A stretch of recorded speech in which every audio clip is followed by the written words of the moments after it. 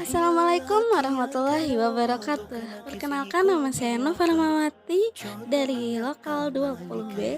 Ingin menceritakan hikmah apa saja dari peristiwa perkembangan peradaban pada masa Rasulullah Shallallahu Alaihi Wasallam, pada masa Khulafaur Rasyidin, yaitu pada masa Abu Bakar As-Siddiq, Umar bin Khattab, Utsman bin Affan, dan Ali bin Abi Thalib. Juga peradaban pada masa Bani Umayyah dan Bani Abbasiyah. Baiklah, langsung saja yang pertama, hikmah dari masa Nabi Muhammad Shallallahu Alaihi Wasallam. Apa aja hikmah yang dapat kita ambil dari masa Rasulullah Shallallahu Alaihi Wasallam? Perjuangan Rasulullah dalam menyampaikan Islam adalah perjuangan yang berat dan luar biasa.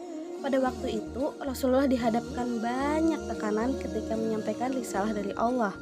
Ancaman kaum kafir Quraisy pun bukan ancaman yang main-main. Sudah berapa kali kaum kafir ingin membunuh Rasulullah. Manusia berhati nan mulia itu tetap berpegang teguh pada agamanya, agama Allah.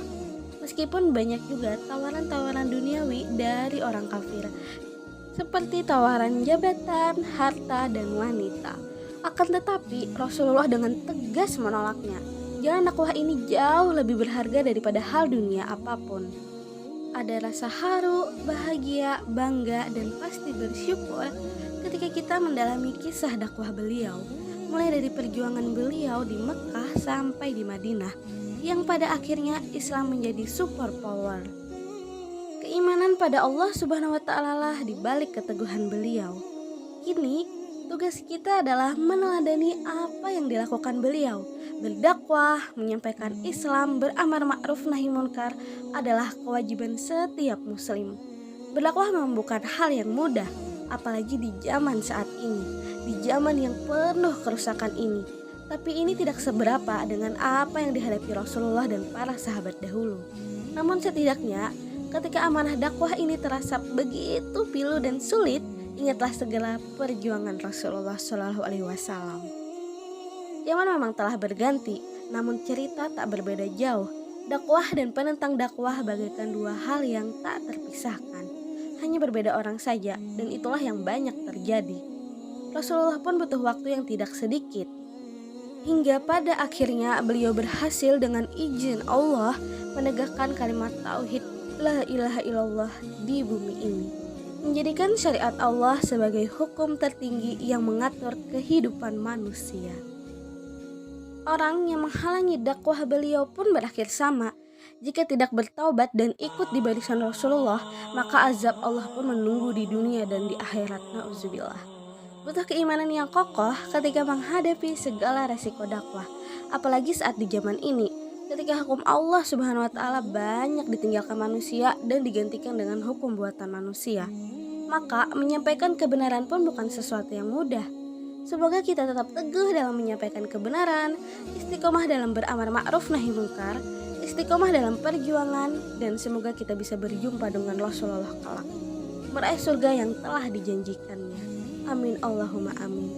Mari kita bersolawat, berharap mendapat syafaat di akhirat nanti. Allahumma sholli ala Sayyidina Muhammad. Baiklah, sekarang kita mengambil hikmah dari perkembangan peradaban Islam pada masa Khulafaur Rasyidin, pada masa Abu Bakar As-Siddiq, Umar bin Khattab, Utsman bin Affan, dan Ali bin Abi Thalib.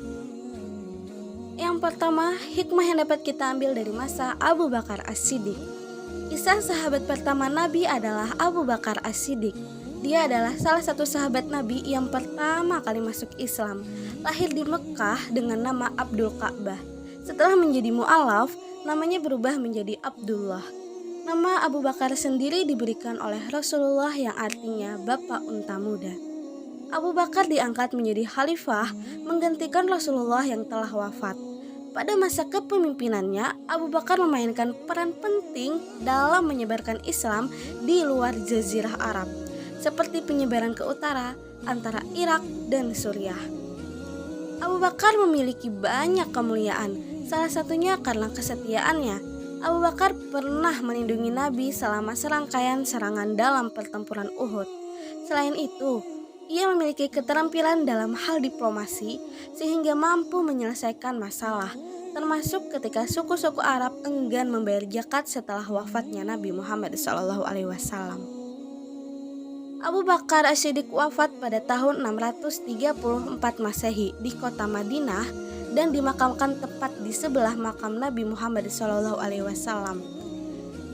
Dari kisah sahabat Nabi ini, kita bisa mencontoh kesetiaan dan kerendahan hati Abu Bakar As-Siddiq. Semoga kita menjadi orang yang memiliki kesetiaan kepada Rasulullah SAW di dalam hati kita dan memiliki kerendahan hati seperti Abu Bakar. Amin, Allahumma amin.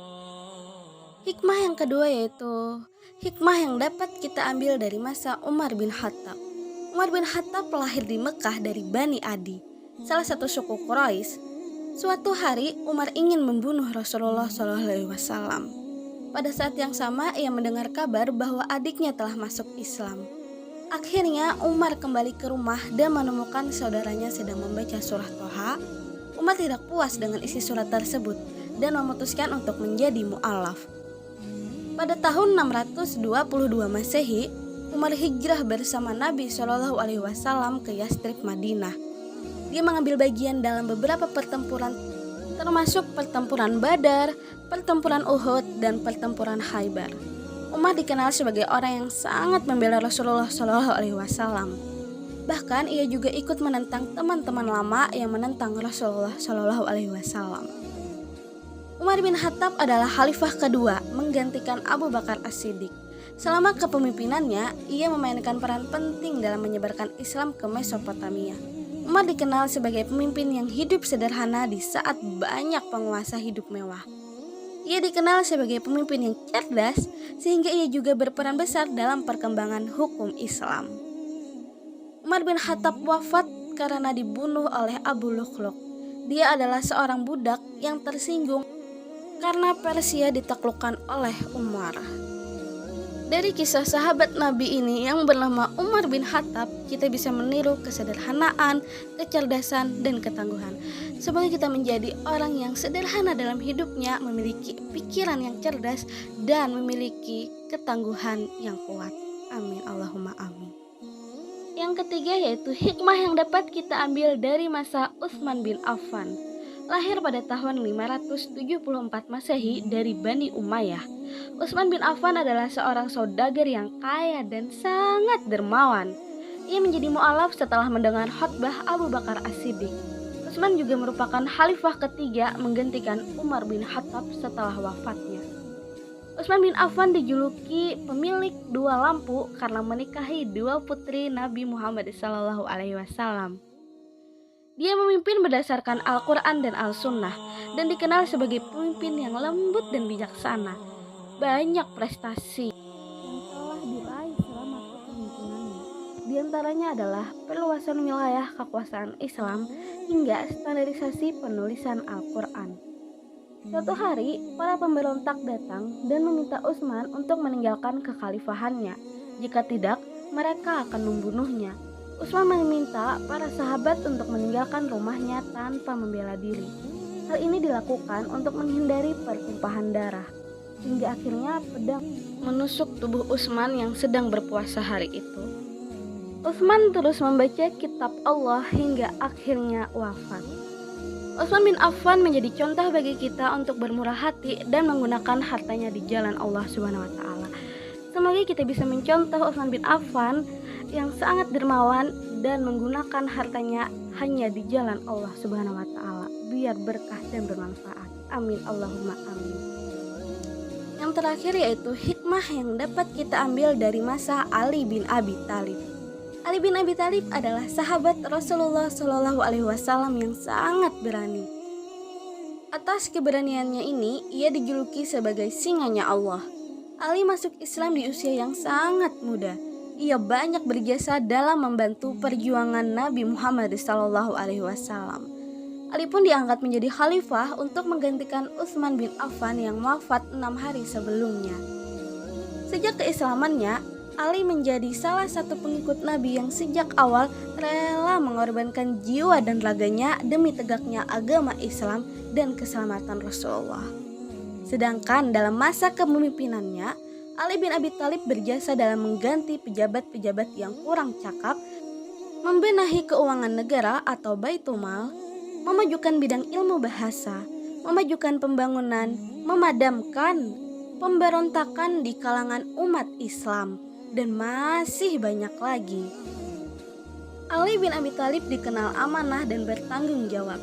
Dikisahkan Rasulullah SAW sering menitipkan pesan kepada Ali bin Abi Thalib. Dengan penuh tanggung jawab, Ali menjalankan perintah Rasulullah tersebut.